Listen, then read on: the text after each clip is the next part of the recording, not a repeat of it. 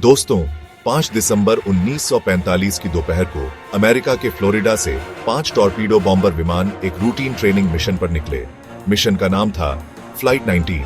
मौसम साफ था, सब कुछ सामान्य चल रहा था, लेकिन 2 घंटे बाद स्क्वाड्रन लीडर ने रिपोर्ट दी, हमारे कंपास काम नहीं कर रहे। ये सुनकर कंट्रोल रूम में हड़कंप मच गया। क्या हुआ होगा उन प्लेन्स का? क्या हुआ होगा उन 14 जवानों का जो उस मिशन पर गए थे?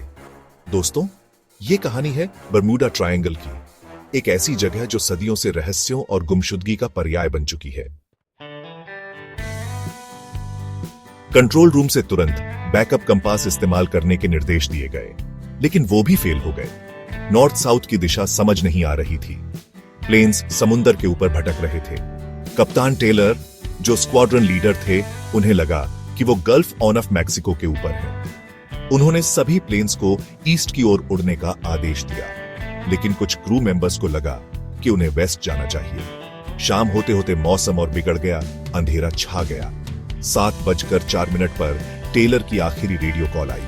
उसके बाद सब कुछ गायब। न विमान, न पायलट, कुछ नहीं मिला। मानो जमीन निगल गई हो या फिर आसमान ही उन्हें खा गया हो। फ्लाइट 19 को खोजने के लिए तुरंत एक मैरिनर रेस्क्यू एयरक्राफ्ट भेजा गया, जिसमें 13 लोग सवार थे। ये एक विशाल सी प्लेन था, जो समुद्र में उतरने और लोगों को बचाने में सक्षम था। लेकिन जैसे फ्लाइट 19 का कोई अता पता नहीं चला, वैसे ही ये रेस्क्यू एयरक्राफ्ट भी रहस्यमय तरीके से गायब हो गया। कुल 27 लोग ऐसे गायब हो गए जैसे कभी थे ही नहीं। ये घटना बेहद भयावह थी। क्या वाकई में कोई अदृश्य शक्ति थी जो इन विमानों को निगल रही थी? ये घटनाएं जिस इलाके में हुई, उसे आज हम कहते हैं Bermuda triangle. Florida, Puerto Rico और बरमूडा के बीच बना यह त्रिकोण अब तक 100 से ज्यादा प्लेन और 3000 से ज्यादा शिप्स को निगल चुका है। यहां से गुजरने वाले जहाज और विमान अचानक गायब हो जाते हैं, बिना कोई सुराग छोड़े।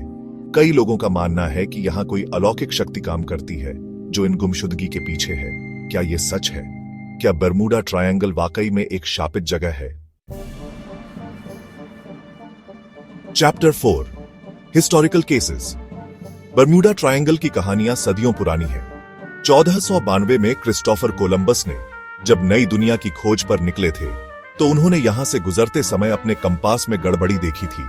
उनके मुताबिक आसमान से एकाक का गोला समुद्र में गिरता हुआ दिखाई दिया था। क्या यह कोई उल्कापिंड था या कुछ और?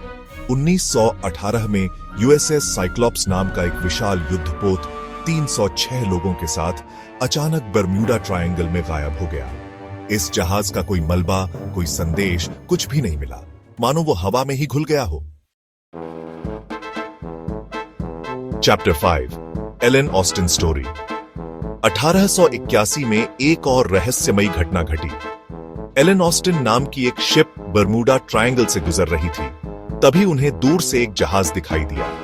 वो जहाज पूरी तरह से खाली था, लेकिन उस पर सामान और खाने पीने की चीजें मौजूद थी। एलन ऑस्टिन के कप्तान ने अपने कुछ क्रू मेंबर्स को उस जहाज पर भेजा, ताकि उसे चलाकर वापस बंदरगाह लाया जा सके। लेकिन कुछ दिन बाद एक भयानक तूफान आया, और जब तूफान थमा, तो वो जहाज और उस पर भेजे गए सभी क्रू मेंबर्स गायब थे। एलन ऑस्टिन के कप्तान ने दोबारा कोशिश की, लेकिन हर बार वही हुआ। जहाज मिलता, क्रू भेजा जाता, और फिर तूफान के बाद सब गायब। Chapter 6, scientific explanations. इन घटनाओं के पीछे क्या सच्चाई है? कुछ लोग एलियंस या समुद्री राक्षसों को जिम्मेदार मानते हैं, लेकिन कई वैज्ञानिक थ्योरीज भी हैं जो इन गुमशुदगी को समझाने की कोशिश करती हैं।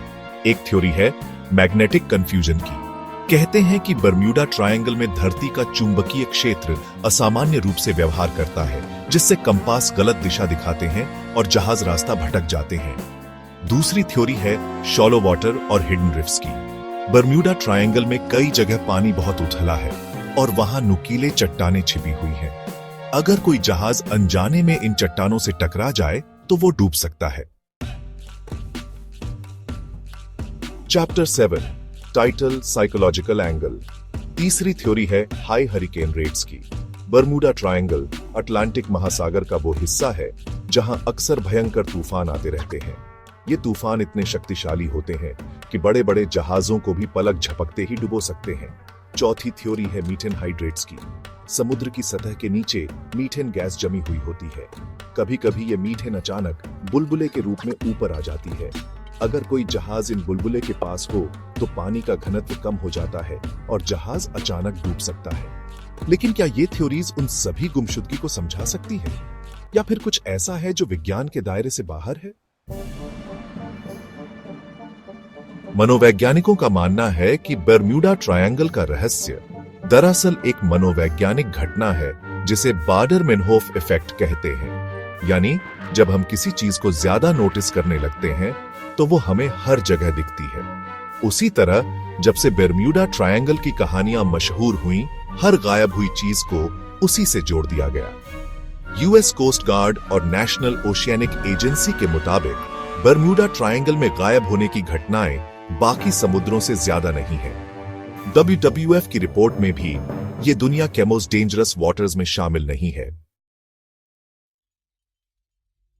तो दोस्तों, बर्म्यूडा ट्रायंगल का रहस्य शायद एक लेजेंड भर हो सकता है कि यहां कोई अलौकिक शक्ति काम न करती हो, बल्कि ये सब प्राकृतिक कारणों का नतीजा हो। लेकिन इंसानों को रहस्यों से प्यार है, और जब तक सच्चाई पूरी तरह सामने नहीं आती, तब तक ऐसी कहानियां हमारे दिल और दिमाग को रोमांचित करती रहेंगी। अगर आपको ये वीडियो पसंद आया हो तो सिद्धू बायोग्राफी को जरूर सब्सक्राइब करें और बताइए, क्या आप बर्म्यूडा ट्रायंगल के पीछे कोई अलौकिक शक्ति मानते हैं, या ये सब महज एक भ्रम है? Guys, we've been through some creepy stuff tonight. The Bermuda Triangle, man. It's like a magnet for the unexplained. You got these disappearances, these strange magnetic anomalies. It's enough to make you wonder if there's something else out there, something we just can't comprehend. But here's the thing about the unknown. It keeps calling us back. We gotta keep searching, keep digging for answers, no matter how unsettling they might be.